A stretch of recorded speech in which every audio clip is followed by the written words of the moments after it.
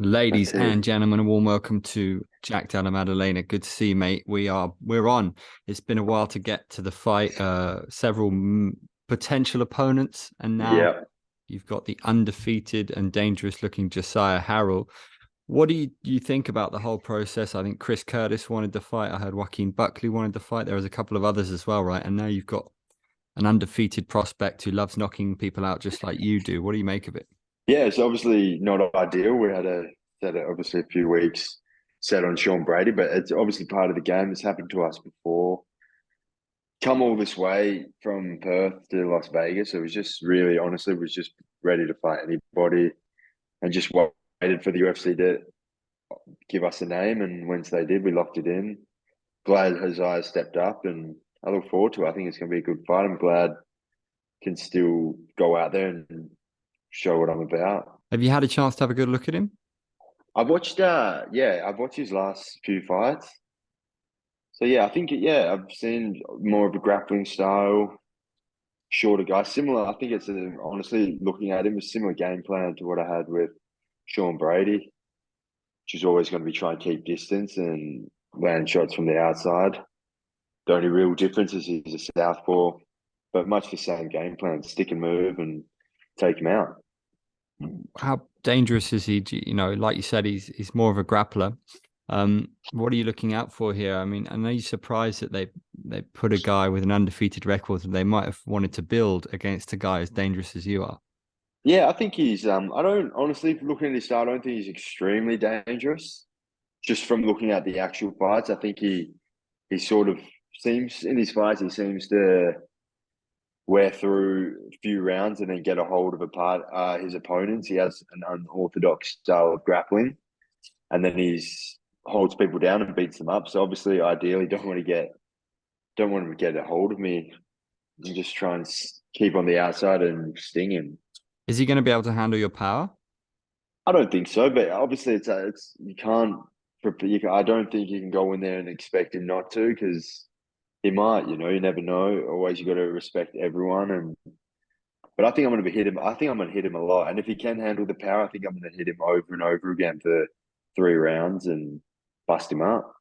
But yeah, I do. Honestly, I don't go in there expecting him to go down. I go out there expecting him to take my best shots and give them back. What happened behind the scenes with Brady pulls out? What was going on? I think you said yes to Chris Curtis, right? Who else did you have to say yes to? What was going on? What nearly happened? Yeah, no, the UFC. I did see like there was a few people, Chris Curtis, Kevin Holland, I think put his hand up, and which both were super exciting. I thought 100%. I was thinking it was going to be one of those guys, so I sort of started to eat a bit more, thinking that it might be likely be 185 or some sort of catch weight. But I think the UFC didn't. I think because of they both had fights booked and they didn't want to actually offer them the fight. But yeah, the first name the UFC came up with was Josiah, and yeah, we come this far, so we were just waiting for a name, and we were just going to take the first person that they offered at us.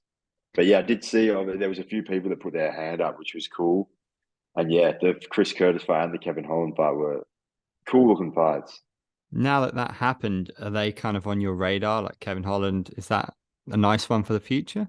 100%. I've always seen Kevin Holland. I think he's an entertaining fighter. He's got a good style, and I think we'll meet one day, And I think it's got a good fight written all over it, and hopefully it all comes through. And yeah, honestly, I never thought I'd ever. I've seen Chris Curtis fight before. I never thought we'd possibly be opponents, but now after there was a possibility of the fight, that fight does excite me, and I 100% would be into running that one day, 185. Honestly, if he's ever got a fight booked and someone pulls out on him a week out, I'll put my hand up and I'll make the journey. Brady wasn't happy that you said he shit the bed. He was pretty polite apart from that, but he thought that was disrespectful because you're a fellow fighter. What did you make of that? And are you guys, are you going to have to do this one day? Yeah, that's it. Like I signed up to fight, he signed up to fight. I came here to fight, and obviously, yeah, it's not ideal. I hope he's not. I hope he's fine. I hope he gets over whatever he's on his side, but he definitely did shit the bed and didn't show up. So, but yeah, no disrespect. I hope he's all good. Hopefully, we can run it back in the forward. I made it a long way out here, maybe Sydney, September, he can return the favour and make the trip down under. Is it annoying for you? Because number 8 in the division, that was, that was a sweet ticket for you to the top 10. How frustrating is that? It's frustrating, not necessarily the number, more just I love the style, the respect Sean Brady's fighting style. I think it was a cool fight. A lot of people wanted me to go up against the grappler, and I think he is a strong grappler. So I was excited for that. Put a lot of work in to beat his style of fight. So that's really the annoying part. I don't really care about the rankings. Honestly, I plan on fighting every. I'm not. I'm happy to fight anybody. So happy to climb it as it comes naturally, and I think it will happen eventually. But obviously, this time round wasn't the time. Does it show how highly the UFC rates you to put you on a numbered event against a top 10 guy? And if it's not going to be him, Stephen Thompson, Shavkat, Gilbert Burns, like who stands out for you? All of them, honestly, the whole top 10, all the fights excite me. They all possess their own particular styles, and that's what I like. I like trying to beat certain styles. That's what I enjoy about this game, is putting game plans together and then beating people. So yeah, Shavkat would be. I think he's coming up. Would love to fight him in the future. Hopefully, that's something that we can put a fight that we can make next year, 2024. I reckon that's a big fight, and I'm gunning for that. But obviously, I've got Josiah to get through, and then see what happens. How dangerous is Shavkat? I mean, a lot of people talk about Khamzat, but some people think Shavkat's even better. Yeah, I think Shavkat's dangerous. I think he'll come back like you saw in his last fight. He's definitely beatable. Obviously, he didn't get beaten, but I think he can be beaten. I think he'll come back even better. So I expect even more dangerous Shavkat after his next fight. And he's a dangerous man, and we'd love nothing more to get in there and fight him. What do you make of the proposed Khamzat versus Usman match? I think that's a good fight. I think Usman has been a great champion. I think it only makes sense, see how good Khamzat is. And obviously, if Khamzat can beat him, then he absolutely deserves the title shot. And if Usman beats Khamzat, it just shows that he's still right there as one of the top contenders. So I think it's a great matchup. Awesome. I'll wrap up with a little quick fire, if that's all right with you. So Yeah. I got a new one since that we did the other one before. So, which celebrity would make the best UFC fighter? The celebrity that makes the best UFC fighter. Um, that I forgot that guy's. What's the guy that walked out, Anderson Silva? He's got some skills. The old guy. What's his name? The Aikido dude. Steven Seagal. He'd be a very good UFC fighter. Who would be the most fun on a night out? Most fun celebrity or UFC Most fun fighter? UFC fighter. I think maybe Israel Adesanya would have a bit of fun. Which UFC fighter would make the best WWE star? Sean Strickland probably make a good. I reckon he'd make a good heel in the WWE. If you could have one musician perform a live walkout for you, who would it be?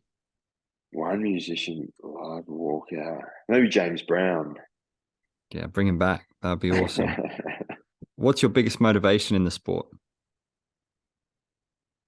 Just probably the challenge. I like overcoming the challenge. It's exciting to have like a chat, like a date set in your head, and then just working towards that. And then, yeah, that's my favorite thing, is the challenge itself, the fight. What's the best sport outside of MMA for you? I like rugby union. Yeah, you got a background probably, in that in rugby. yeah. What item could you not live without? Oh, what item? Oh, that's a stumper. I do like coffee. I probably struggle to live without coffee. Have a I'm good with you on morning that, mate. coffee. Which UFC fighter would make the best wingman?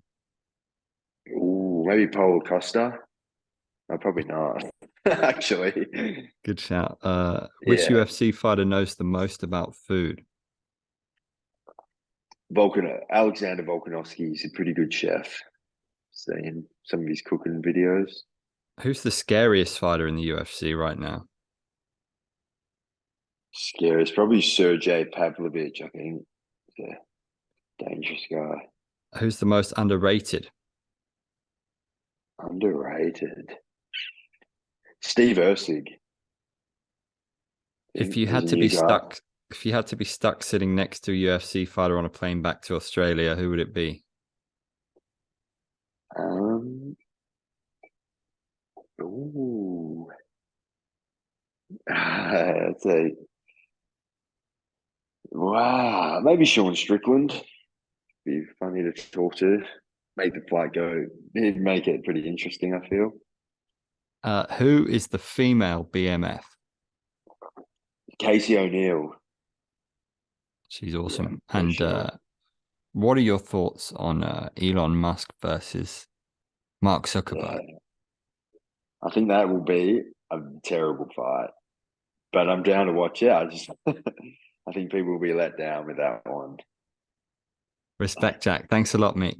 Good luck. No worries, Andrew. Nice to meet you. Thank you.